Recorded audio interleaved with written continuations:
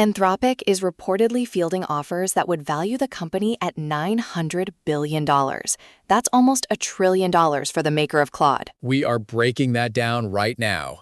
Welcome to 5-Minute AI News for Thursday, April 30th, 2026. Along with that massive valuation, we are covering drone strikes hitting AI data centers, a bizarre goblin glitch in GPT 5.5, and AI managing your actual wardrobe. Let's start with that staggering Anthropic news. Investors are practically lining up to throw money at them for a new $50 billion funding round.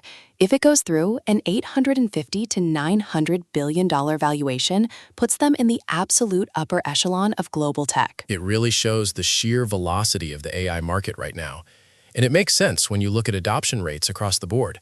Microsoft just announced they have surpassed 20 million paid users for Copilot. The enterprise demand is off the charts. It really is. Google Cloud just reported their first quarter topping $20 billion in revenue, heavily driven by AI. But here is the catch. Google admitted their growth is actually being bottlenecked by infrastructure capacity. They literally cannot build data centers fast enough to meet demand. Which perfectly explains why OpenAI is pouring massive resources into their Stargate initiative. They are desperately trying to build out the immense compute infrastructure required to power artificial general intelligence. Speaking of building data centers, the physical reality of all this infrastructure is hitting some serious geopolitical roadblocks.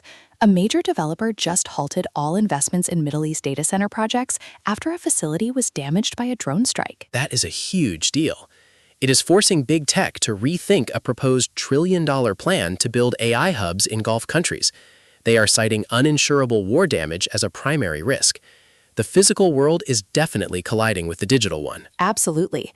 But on the flip side of that physical integration, SoftBank is reportedly creating a new robotics company specifically to build data centers. They are even eyeing a $100 billion IPO for it down the line. Having robots build the infrastructure for the AI that will power more robots. It feels very full circle.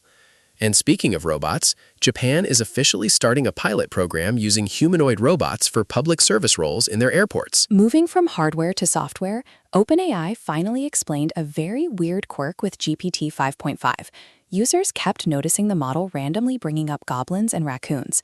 It turns out OpenAI had explicitly written into the system prompt to never talk about goblins, trolls, or pigeons unless directly asked. It is a classic case of the model focusing on the exact thing you tell it to ignore.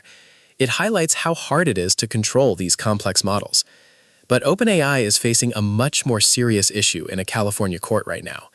They are facing multiple lawsuits alleging their safety team flagged a ChatGPT user as a credible mass shooting threat, but management overruled the recommendation to notify police. The user unfortunately went on to commit a tragic shooting in Canada. The lawsuit claims the company deactivated the account but gave instructions on how to re-register. It brings up massive legal and ethical questions about AI liability and user safety. Definitely.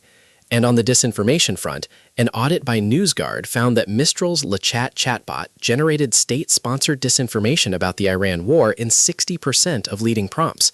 The safety guardrails still need a lot of work across the industry. Let's pivot to some lighter consumer news to wrap up.